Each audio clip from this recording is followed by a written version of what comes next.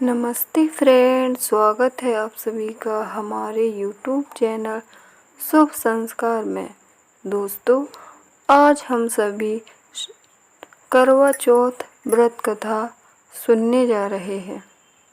दोस्तों, बहुत समय पहले की बात है। एक साहूकार के 7 बेटे थे और एक बेटी थी। कार्तिक मास की कृष्ण पक्ष की चतुर्थी तिथि को साहूकार की सभी बहुओं और बेटी ने तथा उसकी पत्नी ने करवा चौथ का व्रत रखा। जब साहूकार के बेटे भोजन करने बैठे तो अपनी बहन से खाना खाने को कहने लगे। तब वह बोली, भाई अभी चांद नहीं निकला है और मैं भोजन नहीं कर सकती। मैं तो चांद की प्रतीक्षा कर रही हूँ। साहूकार के बेटे अपनी बहन से बहुत प्रेम करते थे। वो बहन को भूख से व्याकुल नहीं देख सकते थे। उन्होंने नगर के पास की पहाड़ी पर एक दीपक जलाया और उसे चलनी के आगे रखकर बहन को कह दिया कि बहन, चांद निकल आया है, अब तुम अपना व्रत खोल सकती हो।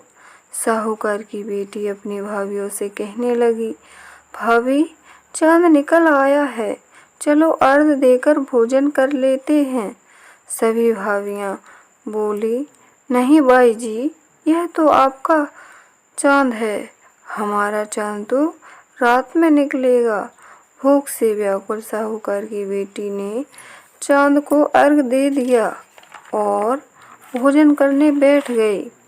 जैसे ही उसने पहला निवाला खाया तो उसे छींक आ गई और जैसे ही दूसरा निवाला खाने लगी तो बाल निकल आया और तीसरे निवाले के खाते ही ससुराल से बुलावा आ गया कि तुम्हारा पति बीमार है और तुम्हें अभी ससुराल जाना है।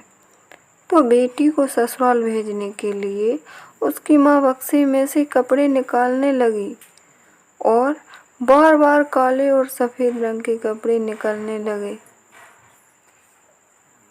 तब माँ घबराकर बेटी से कहने लगी, तुम्हें रास्ते में जो भी छोटा बड़ा मिले उसके पैर छू लेना और जो कोई भी तुम्हें पूर्ण सुहागन होने का आशीर्वाद दे तो वहीं पर अपने पल्ले में गांठ बांध लेना।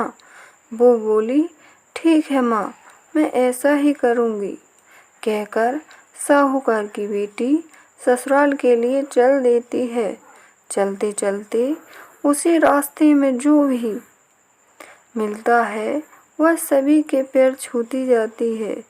सभी ने उसे खुश रहो सुखी रहो, पीहर का सुख देखो, ऐसा आशीर्वाद दिया और वह ससुराल पहुंच गई। ससुराल के आंगन में उसकी छोटी ननद खेल रही थी। जब उसने ननद के पैर छुए तो उसने आशीर्वाद दिया, सदा सौभाग्यवती रहो और 7 पुत्रों की माँ बनो। ऐसा सुनते ही साहूकार की पुत्री ने अपने पल्ले में गांठ बांध ली और घर के अंदर चली गई। अंदर जाते ही उसने देखा कि उसका पति मरा पड़ा है और उसे जलाने की तैयारी हो रही है और यह देखकर वह बहुत रोई। जैसे ही उसके पति को ले जाने लगे तो वह कहने लगी कि मैं भी साथ चलूँगी। सभी के बहुत रोकने पर वह नहीं मानी और अपने पति के साथ शमशान तक चली गई।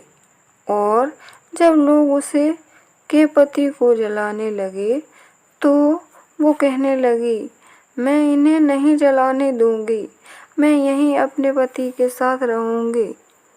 सब कहने लगे, ये तो पागल हो गई है, इसकी मति मारी गई है, चलो इसके लिए यहीं पर एक कुटिया बना देते हैं। वो उस कुटिया में अपने पति के साथ रहने लगी।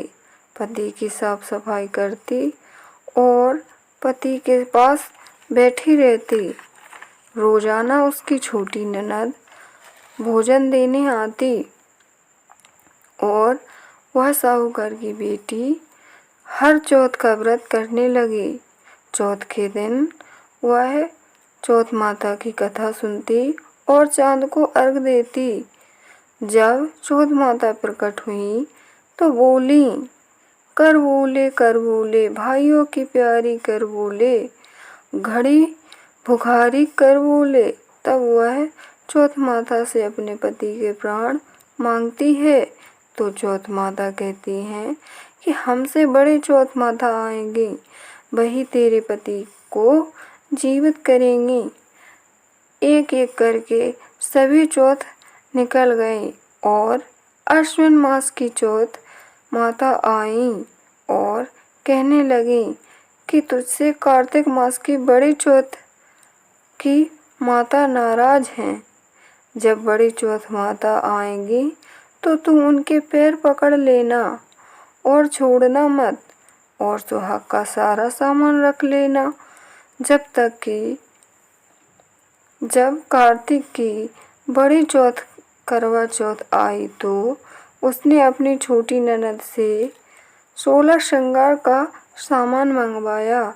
जब सास को यह पता चला तो कहने लगी, पागल हो गई है, चलो जो मांगती है सो दे देती हूँ।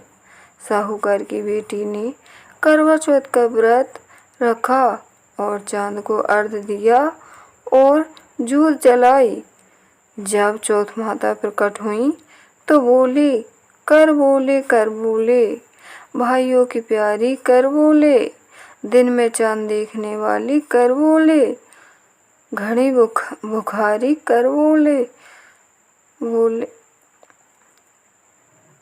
उसने माता के पैर पकड़ लिए और बोली, मुझे मेरा सुहाग वापस करो। माता बोली, तू तो बड़ी भूखी है, 7 भाइयों की प्यारी बहन है, तुझे सुहाग से क्या काम है। तब वह बोली, माता मुझसे भूल हो गई, मुझे माफ़ करो। मैं आपके पैर तब तक नहीं छोड़ूंगी जब तक कि आप मेरा सुहाग वापस नहीं करती। और चौथ माता ने उससे एक एक करके सुहाग के सारे सामान मांगे। उसने सुहाग का सारा सामान माता को दे दिया। तब चौथ माता ने अपने आँख से काजल निकाला, नाखूनों से मेहंदी निकाली और मांग से सिंदूर निकाला और इन सब को करवे में घोलकर छोटी उंगली से उसके पति पर छींटा मारा, जिससे उसका पति जीवित हो गया। चौथ माता जाते जाते उसकी झोपड़ी में लात मार गई, जिससे उसकी झोपड़ी महल में बदल गई। उसका पति जीवित हो गया। जब छोटी ननद भोजन लेकर आई तो देखा कि झोपड़ी की जगह बड़ा महल खड़ा है।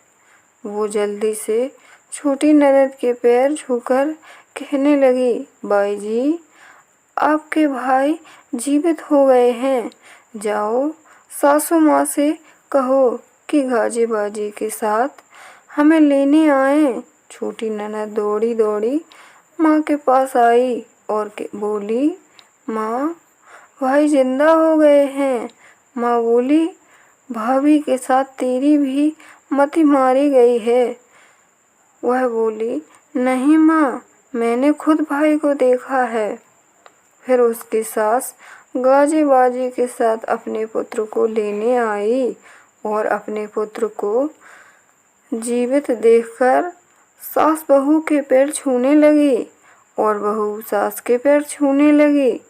सास बोली, मैंने तो अपने बेटे को 1 साल पहले ही खो दिया है तथा यह तो तेरे भाग्य से जीवित हो गया है। हे चौथ माता, आपने जैसा फल साहूकार की बेटी को दिया सो वैसा ही सबको देना। जो नारी इस कथा को सुने और उसका सुहाग अमर रहे। दोस्तों, वीडियो पसंद आए तो एक लाइक, कमेंट और मेरे चैनल को सब्सक्राइब ज़रूर करें। धन्यवाद।